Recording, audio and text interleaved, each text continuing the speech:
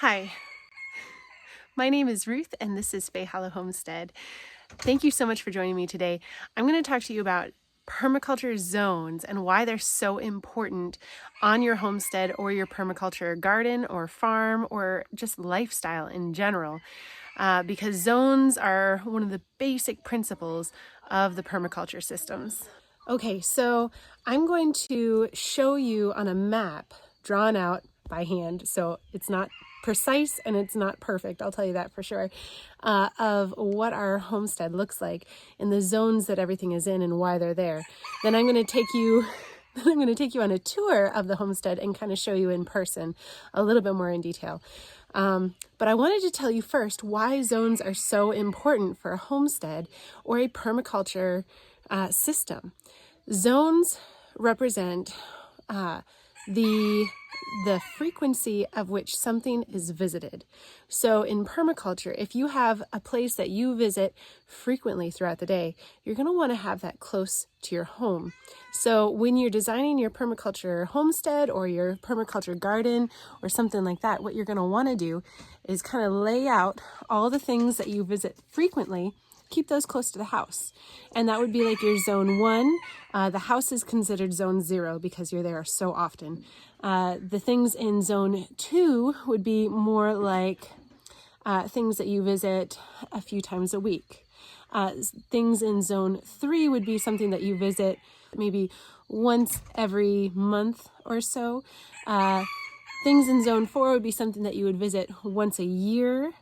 And then things in zone 5 are things that you hardly ever visit. Things like wildlands, having just a forest that you just let nature do its thing there. Okay, so the reason why zones are so important is because you want to design things so that you don't have to work hard. The idea of permaculture is that it is low input on your part, which means you're working very little. And you're getting high output, which means it's giving back to you in abundance. We want things to be sustainable. So we want to put systems together where it's feeding each other, right? And we don't have to do as much work. So the whole idea of permaculture is working smarter and not harder. And I'm going to show you how we're doing that and why our homestead doesn't look like what you would expect a permaculture homestead to look like. If we could do the ideal permaculture layout, this is not what we're doing. But there's reasons for that. And permaculture is flexible. It's very flexible. And the idea with permaculture also is what are your lifestyle, what is your lifestyle and what are the things that are most important to you? So if we have kids that are outside very often, and we're going to want to have a grass area where they can play with their toys and play with each other and we can play with them. And if we could find a place that's level, because we are on a mountain, then that would be ideal as well. So we want to keep things in mind like that, not just like, where do we want to keep the chicken coops? Where do we want to plant the tomatoes? We got to keep in mind our situations. Do we have kids? Do you live in a city? Do you have hobbies that are very important to you that you do all the time and you want to keep that close to your house and you don't mind walking a little bit farther to get to something else that needs to be visited a couple times a day as well? It's all up to you. And so there's no perfect way of doing it, but there are guidelines. So I'm going to go over the guidelines today, and those are the zones of permaculture. Okay, I hope this makes sense. So this is kind of like a little map of the front yard area, and I wanted to explain why things are the way that they are. So this is our zone 0. This is our house. Outside right here, I have dirty hands from being on the garden. Out here I have vegetables, I have some pepper plants, some tomatoes, some annuals, and then herbs that I would use for my culinary purposes right over here. Okay, so that's zone 1. We feed the dogs here. The clothesline for when I do laundry is right here. And then our nurseries are also zone 1. So this is kind of all zone 1 here because you often have to go check on the chicks, take care of them a lot. Okay, now this is our driveway. My in-laws' house is up here. We have this rock wall that comes around. This is a zone 3 garden along here because these are mainly like wildflowers in here, and you don't really have to do a whole lot except for maybe weed it 2 or 3 times a year. Now if it was like a permaculture paradise, right? We would have like the annual garden right here, right? Because this is right outside our front door. And then over here we would have like the food forest. But living where we do, we don't have a whole lot of yard space for the kids to play. And so this kind of becomes zone one, but more in a way of this is where the kids play, and this is their open area. Everywhere else is taken up. This is literally the only flat area that we have on the property, and the property line actually comes up this direction and lines up right with the edge of this garden. So I can't do anything down there. We want to keep this grass area so the kids can play. So this is the very busy area. There's a lot of stuff going on right here, and the zones are definitely not all the way that it would be easiest, but this is how it works for us. So we had this big forested area that we could not really use, and so we put our goats and chickens and ducks and turkeys in here so they could forage off of this and kind of keep this area clear. So this is a zone 2, because we come in here and we feed the goats and we feed the turkeys and the ducks and everything like once a day, but not really more than that. Okay, zone 1 is here again. Okay, so this is where we've got the chicken coops. We make sure that and I've got our coop over here, which is also zone 1. So we visit these twice a day. The greenhouse, when that is up, that's going to be a zone 1, because you want to be in there taking care of your seedlings often. The compost is part of that. And then here's like my annual veggies. We have herbs. There are some zone 3 stuff in here. A lot of the herbs could be considered zone 3, and the blueberries, but there's a lot of annual veggies in this area right here that it's important for me to come out once a day or so to come check on those. And so this is my zone 1. I come out here 2-3 times a day sometimes, right? But mostly at least twice a day. Up here is the lavender hill with the pumpkins and the bees. And so I try to keep that kind of stuff together as much as possible. So this is zone 3, and this is our second food forest. Now the second food forest is just fruit trees. It's not anything else right now. I am going to add pollinator plants, but I'm not going to turn this into a very highly intensive area at all. This is going to be pretty much self-sufficient. So this is our zone 3, right? Because how often do you need to harvest lavender, right? Maybe once a season, twice a season. Pumpkins, the same thing. Like you plant them and then you come back in the fall and get them. The bees, maybe once a week you come out, and then the food forest, I'll come out maybe once a week to check on that. The first food forest over here is a zone 3, although I could put it as a zone 2 because I have a lot of annuals in here planted, and there's just so many things going on that there's often a harvest of something happening and that I need to go in there. So I come out here almost every day, but I like what happened earlier this season when I was sick. I couldn't get out here for 3 weeks and everything was fine. So this would be categorized as a zone 3, but it could kind of go into a zone 2 just because I'm out there often. This is the more beautiful food forest. I made this for beauty and for function, whereas this one's really just mainly for function. The duck pen, I drain this once a week. So this would be part of like our zone 2 or zone 3. This would be more of a zone 2 because I drain this once a week, and they get fed when we feed down here by the coop. So there you go. That's that. Here we go. This is the garden in the food forest, and our coop is up here. I have an area over here where I have drilled into logs, and we have things like lion's mane, turkey tail, reishi, stuff like that growing. These are mushrooms, but I really only come out once a year to that. So that's my zone 4. And the reason why we don't plant intensively in this area, there's a lot of piles of building materials because this is a homestead, and so there's a lot of projects going on. This is my uncle's property though. So where the fence is for the garden and the food forest, that's basically the exact property line of where it breaks off from my in-laws' property and where we live and my uncle's property. but he does let us put things here to store for building projects, and he does the same thing. And then in the field, he wants to keep that a field, and so I go out here and I plant things that are like pollinators, but that can be field plants, and I don't really do too much here. And he's allowed me to plant potatoes here, and so this is a zone 3 because you don't take care of potatoes a whole lot. You bury them and then you wait to harvest them, right? The field, zone 4, we're out here. We maintain the paths in between so we can enjoy walking in between. There's some fruit trees over here, but that's my uncle's fruit trees. And then the woods and the wilderness, zone 5, is everything that goes this direction.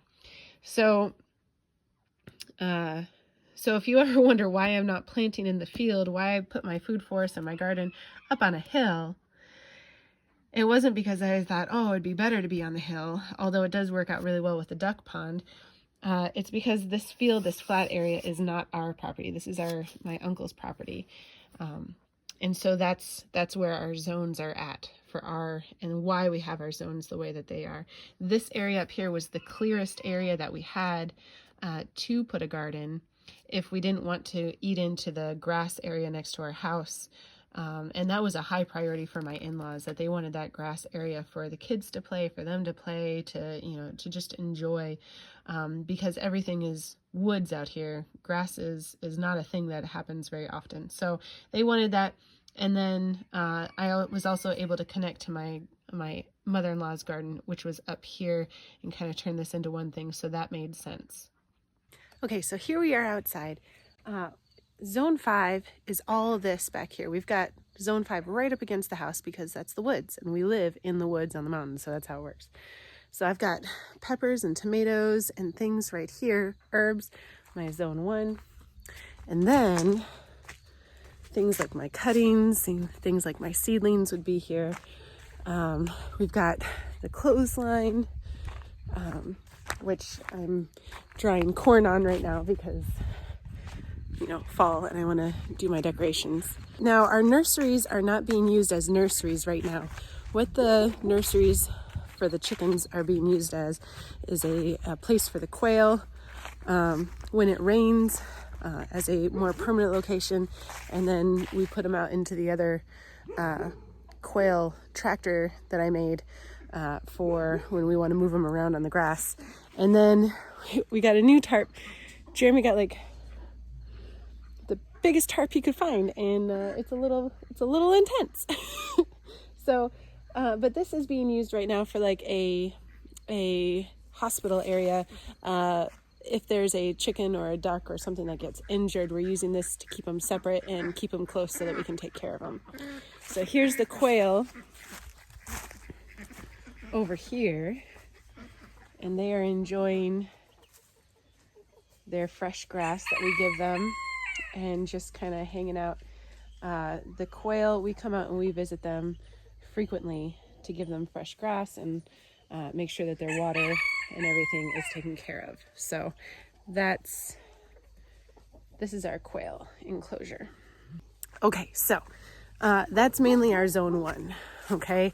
But I also have a zone 1 with the vegetable garden because that is a place that I have to go to frequently to weed, planting, successional planting, harvesting tomatoes, harvesting lettuce. You go out there often. This is the front yard. You can see we've got the tire swing and the ninja line and everything for the kids. And this is the grass area that is very important to have so that the kids can be outside and play. And when we have like family reunions over here, we put the badminton set up here, and it's a really nice place to have kind of an open area. If this was only designed as a permaculture environment though, this would be our annual garden because it's right outside of our front door. We'd have that terraced, and then the fruit trees would be here, and this would be a food forest. But for our lifestyle, this is what we want, and it's important that we have zones like this close to the house. We've got the lavender hill right up there, the pumpkins. You can kind of see the apiary, the beehive up there. The greenhouse is going to be My father-in-law is working on that right now. You can hear the saw going off in the distance a little bit. We have some fruit trees, but that whole hill area, that's where the goats hang out. And then above that is a little bit of a flat area, and that's where I have my second food forest.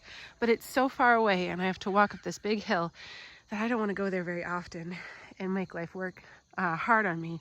It would be harder to have the annual vegetable garden up there on the flat area than it is to have the orchard there and have the annual vegetable garden on this hill.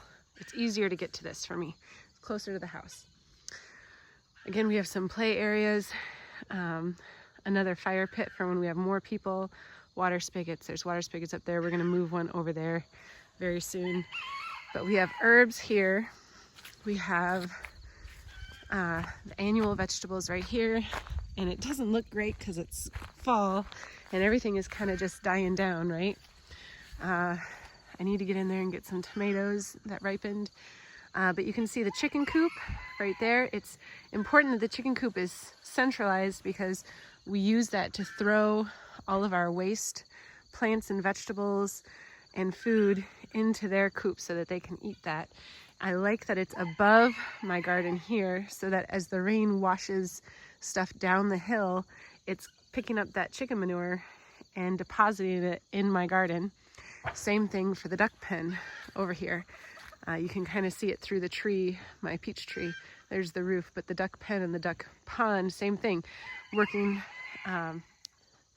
smarter, not harder, is having the duck pen and the pond up there so that the water splashes out, the duck water, and goes down, waters my food forest, and also fertilizes it. Pollinator plants on the outside to bring in those beneficials. And then here's our field. So you can see the potato plots that are basically done at this point. This is just for enjoyment, really, but it does pull in pollinators. These are the areas where we have our building materials, and then you can see wilderness beyond, right? So that would be our where we harvest lumber, where we hunt, all the wildlife areas that are integral to having a successful homestead is out there. And then the food forest, which I don't need to be in as much because everything in here is perennial, and I don't have to work so hard in here as I would the vegetable garden. So this is more of a zone 3. And I would love to plant things here. I would love to, but this is not our property. And so exactly where the edge of this garden is, all the way up there, even at that angle that it goes up for the chicken coop door, and then here, this is the exact edge of the property line, and then it goes up that path. So everything this way is my in-laws, everything this way is my uncles, and then we have our mushroom logs back here. So that's how it's set up, and that's the reasoning behind it, and kind of what the ideal is different than what we've got going on, but it works for us, and that's all that matters. So permaculture is not about sticking to the rules hard and fast, you know. It's about finding what works for you, for your family, for your property, and integrating the systems as well as you can, making sure that you work smarter, not harder, right? We talked about that. and keeping everything together like this makes it easier for me, so I don't have to keep going to different plots and seeing different gardens around. I can just stay in this one area, and mostly everything that I need to do frequently is right here. Right outside the door is really important too. And then everything else is just kind of a visit when you can kind of scenario. And when they're so far away from the house or up really steep hills that you don't want to go up all the time, then that's where you put your zone 3 type things like pumpkins or corn or, you know, your apiary or a food forest. So that's our homestead. That's the layout of it, and that's the reasoning behind it. I hope this gave you guys some ideas for yours. If it didn't, sorry. But if it did, I hope it did. If you guys have questions about anything, let me know, because this is a very general idea of why our stuff is set up this way. If you guys have specific questions, please let me know. I'd love to answer them in the comments below, or I can do a whole nother video on them if one of the questions is a intensive question. So thank you so much. You guys have an absolutely wonderful day, and hit the like button, the subscribe, and the notification bell. I would appreciate that so much, and stay blessed.